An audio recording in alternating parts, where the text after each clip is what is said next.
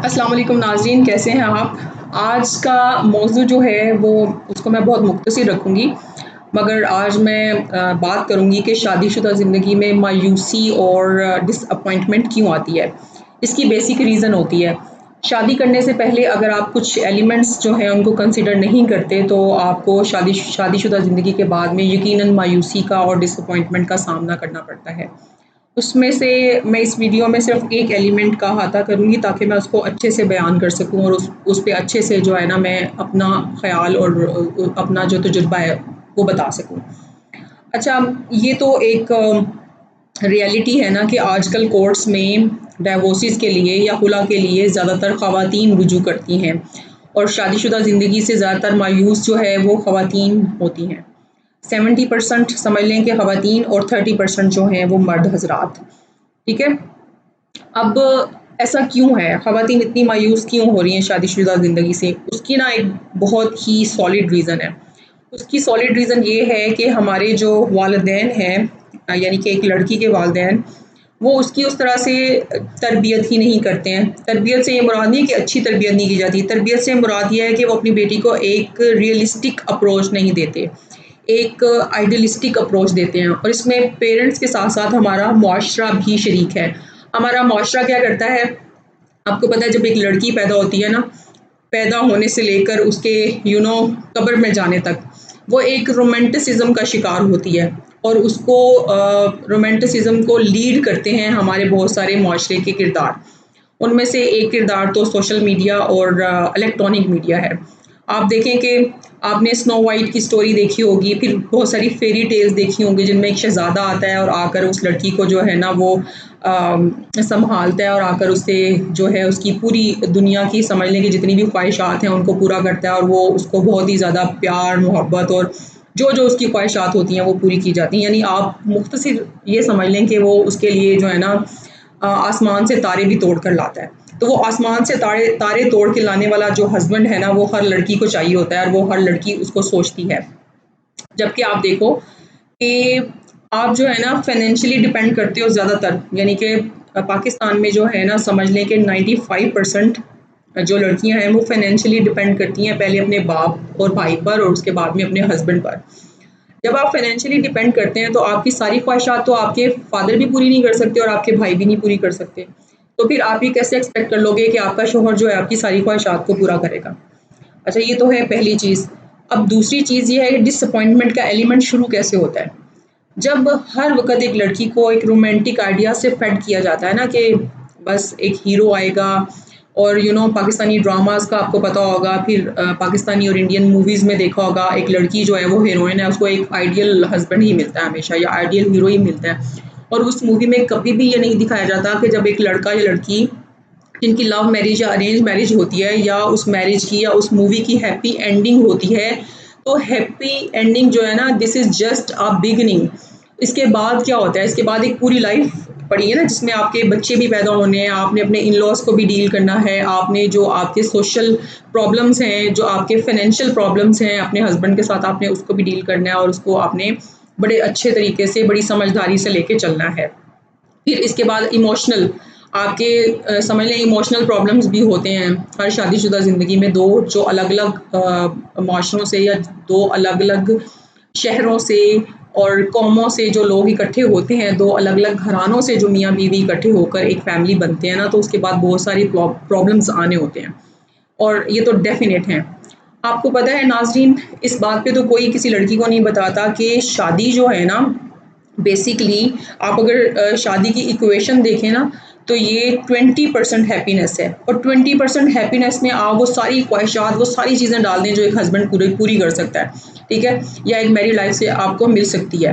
फिर 30% कंटेंटमेंट है, यानी कि आपका मुतमईन होना अपनी शादीशुदा ज़िंदगी से, आपका उस इतना इत्मीनान होना कि आप इस शादीशुदा ज़िंदगी से खुश हो और आपने उसको ज़िंदगी भर आगे लेके चलना है। अच्छा, फिर इस इक्वेशन में 50% हिस्सा है ना, वो एक प्लेन हार्ड वर्क है। मतलब not only hard work, a plain hard work, यानी कि आपने बस हार्ड वर्क और हार्ड वर्क ही करना है अपने शादीशुदा रिश्ते को बचाने के लिए और उसको अच्छे से कायम रखने के लिए। अब अगर आप ये देखें तो ये बात तो पेरेंट्स भी नहीं बताते लड़कियों को और उनको एक शादीशुदा रिश्ते में बस एक धकेल दिया जाता है, चाहे वो लव मैरिज है या चाहे अरेंज मैरिज है। और आजकल तो आपको पता है, जब आप रिश्ते करने के लिए जाते हो, अगर आप अरेंज मैरिजेस को देखो और आप एक रिश्ता करने जाओ, आप अखबार से एक जो है ना वो ज़रूरत रिश्ता का अगर अखबार में ज़रूरत रिश्ता का आप एक ऐड ही देखो ना, तो आप ये देखोगे जी हमें 21 साल की लड़की चाहिए, 23 साल की लड़की चाहिए, डॉक्टर एंड इंजीनियर, यानी कि 21 से 23 साल में वो लड़की डॉक्टर एंड इंजीनियर भी बन चुकी हो। कम एज की लड़की, उसके साथ आइडियल लड़की ना, जिसकी हाइट भी अच्छी हो, कलर भी अच्छा हो, एजुकेटेड भी हो, बैकग्राउंड भी उसका अच्छा हो। तो सब कुछ के बाद ना उनको, लड़के के पेरेंट्स को एक आइडियल बहू चाहिए होती है। अब वो सारी की सारी मटीरियलिस्टिक चीज़ें देखी जाती हैं। इसमें ये नहीं देखा जाता कि वो जो लड़की है, ठीक है, वो कितनी समझदार है, वो शादीशुदा रिश्ते को किस तरह से चलाएगी, वो बड़ों की रिस्पेक्ट कैसे करती है, अगर वो खूबसूरत है तो खूबसूरती के साथ साथ उसके अंदर की खूबसूरती क्या है। तो हम लोग इतने ज़्यादा मटीरियलिस्टिक हो गए हैं कि हमने सब चीज़ें जो हमें शादी के स्टार्ट में देखनी चाहिए थी, उसको हमने सेकेंडरी कर दिया ना, और हमने मटीरियलिस्टिक चीज़ों को जो है ना वो मैंडेटरी बना लिया है। तो ये भी एक बहुत बड़ी वजह है हमारे शादीशुदा रिश्तों के टूटने की।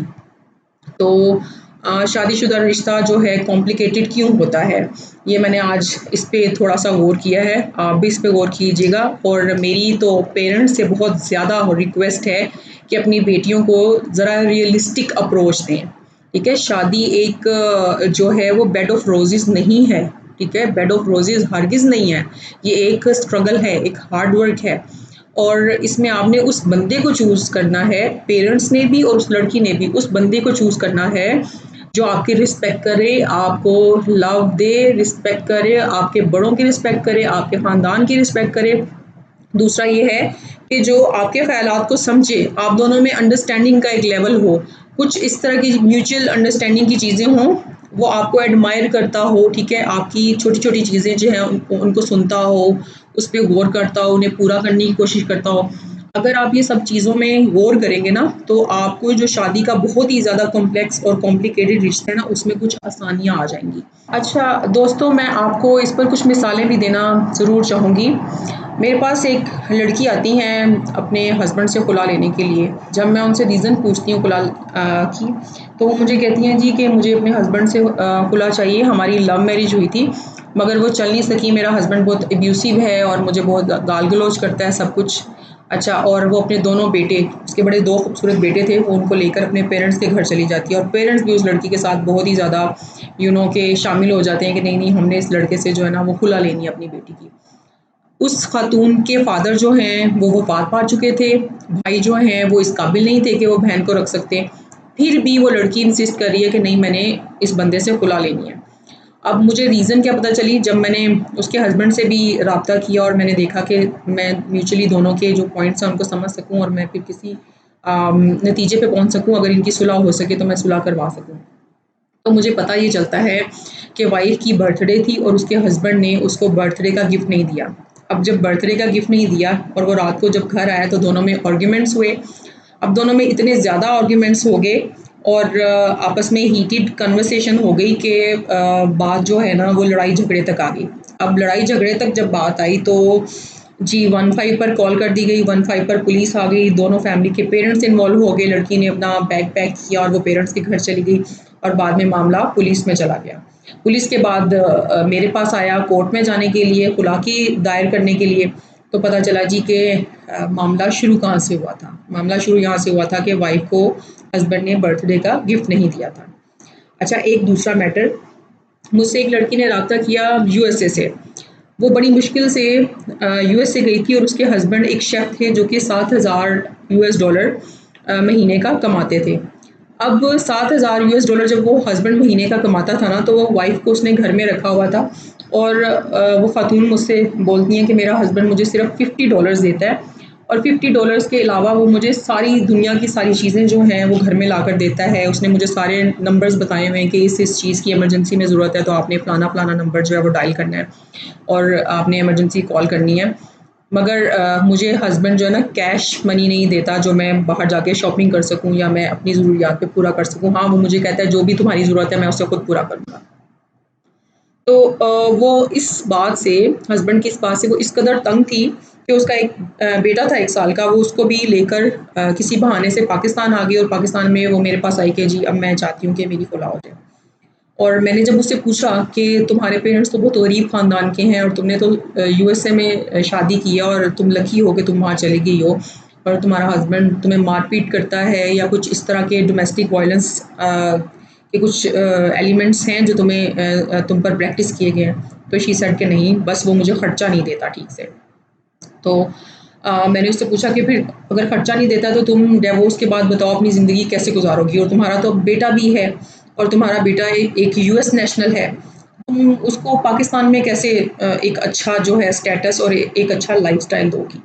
तो शी सेड कि मेरी उम्र जो है ना वो तकरीबन 22-23 साल है और मेरा जो एजुकेशनल बैकग्राउंड है, मैंने इंटर किया हुआ है, यानी मैंने इंटरमीडिएट या 12th ग्रेड पूरा किया हुआ है।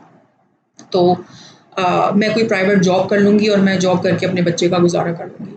फिर मैंने उस लड़की से बोला, मैंने उससे कहा कि देखो तुम खूबसूरत हो, यंग हो और जब आपको डिवोर्स हो जाएगी और आप एक बच्चे की माँ हो, तो जब आप मुआशरे में बाहर निकलोगी ना, तो लोग आपकी खूबसूरती को देखते हुए ना आपको जो है समझ लें एक्सप्लॉइट करेंगे और आपका फ़ायदा उठाने की कोशिश करेंगे क्योंकि एजुकेशन तो आपके पास नहीं है। आप एजुकेशन के बेसिस के ऊपर तो आगे नहीं जा सकती, अपना करियर और वो सब कुछ नहीं बना सकती हो। तो ये जो बच्चा है आपका, अगर आप इंटरमीडिएट के बेसिस के ऊपर जॉब करती हो, तो आपको 20,000 25,000 की सैलरी वाली जॉब मिलेगी ज़्यादा से ज़्यादा। तो आप ये 20-25 हज़ार में अपने बच्चे के खाने-पीने का खर्चा पूरा करोगी या आप अपने बच्चे का जो है वो मेंटेनेंस करोगी या कल को आप उसकी स्कूल की फीसें और बाकी सारी चीज़ें करोगी या अपने घर का खर्चा चलाओगी, क्या करोगी? पेरेंट्स तो आपके इस काबिल नहीं है कि जो आपको एक टिकट भी करा कर दे सकें, तो क्या करोगी? बहरहाल मैंने उसको समझाया और मैंने कहा आप ऐसा करो कि आप यूएस से वापस जाओ, आपके बच्चे का फ़ादर जो है वो उससे ज़्यादा उसको कोई प्यार नहीं कर सकता। आप वहाँ जाके कोई जॉब शुरू करो। आप खुद से कमाना शुरू करो वहाँ पर, आपको वहाँ पे अच्छी सैलरी भी मिलेगी, प्रोटेक्शन भी मिलेगी और आपको कोई एक्सप्लॉइट भी नहीं करेगा। आपकी खूबसूरती से और आपके यंग होने से कोई फ़ायदा भी नहीं उठाएगा और आपके हस्बैंड भी आपसे अगर जो है वो आहिस्ता-आहिस्ता खुश होने लग जाएँगे या आप जो है अपने खर्चे खुद उठाने लग जाओगी और आपका उससे कोई इतना ज़्यादा ताल्लुक और वास्ता नहीं होगा अपने छोटे-छोटे एक्सपेंस के लिए, तो आप परेशान भी नहीं होगी। तो उस लड़की ने मेरी बात मान ली और शुक्र है वो आजकल अपने घर में काफ़ी खुश है। तो कहने का मकसद ये है कि दोनों लड़कियाँ जो हैं वो आइडियलिज़्म का शिकार थीं और आइडियलिज़्म जो है ना एक शादी को बहुत ही ज़्यादा नेगेटिव करता है और एक शादी में डिसअपॉइंटमेंट लाता है और जब शादी में डिसअपॉइंटमेंट आ जाती है, तो उसका चलना बहुत मुश्किल होता है। थैंक यू सो मच मैंने आपका टाइम लिया। अगर मेरी वीडियो आपको पसंद आई हो तो इसको लाइक कीजिएगा और मेरे चैनल को सब्सक्राइब भी कीजिएगा और मैं जो मैंने अपनी प्रैक्टिसिंग लाइफ में being an advocate and lawyer जो मैंने चीज़ें और जो फैमिली इश्यूज़ देखे हैं, मैं वो सब आपसे गाहे-बगाहे अपनी वीडियोज़ में ज़रूर शेयर किया करूँगी। तो आप मेरे प्रैक्टिकल एक्सपीरियंस से फ़ायदा उठा सकते हैं, प्लस मेरी जो है वो नॉलेज से और जो मेरी रिसर्च है रिलेशनशिप्स पे, तो होप सो अगली वीडियो में हम फिर मिलते हैं। Thank you so much. Allah हाफ़िज़।